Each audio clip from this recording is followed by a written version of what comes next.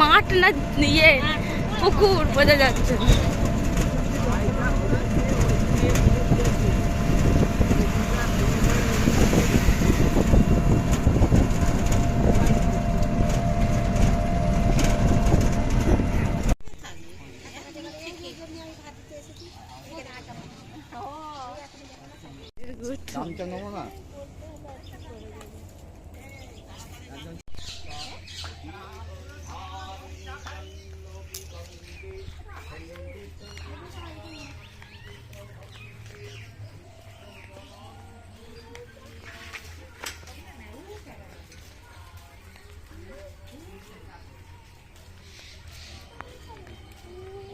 আসেনি তো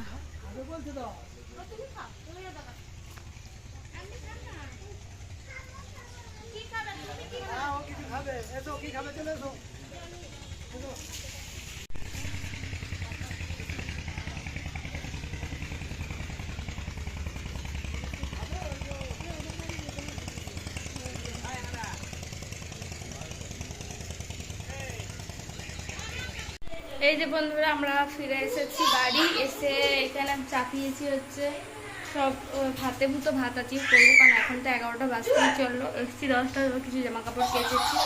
তারপরে অভি এসছে, খেলা করছে।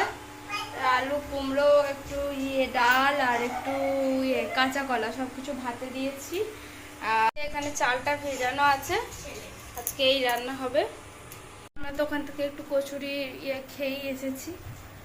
তো চলো দেখতে থাকো বন্ধুরা। মেনুটা দেখে নাও, ভাত সঙ্গে একটু ইলিশ মাছ ভাজা, তার সঙ্গে হচ্ছে এটা ওলা মানে ওলের যে ডাঁটি সেইটা ছেচকি, ইলিশ মাছের তেল, ইলিশ মাছ ভাপা, এগুলো মা পাঠিয়েছে, যদিও আমি করিনি কিছুই। কুমড়ো ভাতে, আলু ভাতে, ওইটা একটু কচু ভাতে রেখেছি, আর ডাল ভাতে। আজকের মেনু এই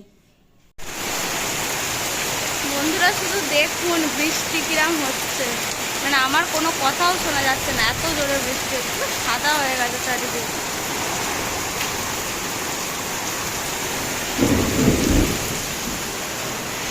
চলে এসেছিল তাই, নাহলে রাখতে পারতো না। আর একজন এখনো আসেনি, সে আর আজকে আসবে বলে মনে হচ্ছে না।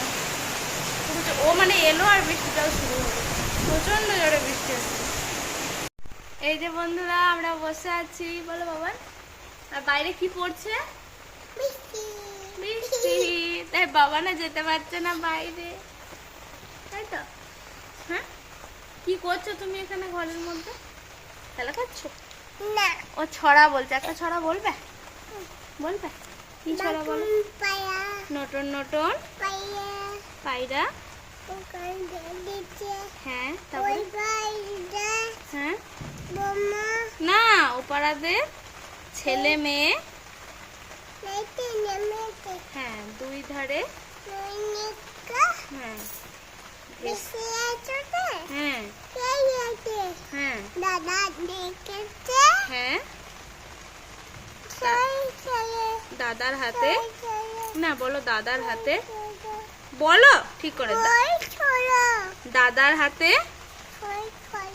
কলম ছিল।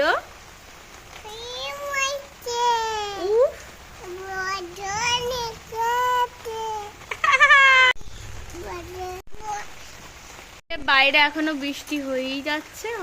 আজকে আমি বাজারে যাবো ভেবেছিলাম, কিন্তু যা বৃষ্টি আর যেতে পারলাম না। পড়ানো হয়ে গেছে, ও চলে গেছে। এই যে বন্ধুরা মুড়ি আর ঘুগনি বেঁধে নিয়েছি, মাকেও একটু দিয়েছি আর ছেলেটা। চলো খেয়ে নি।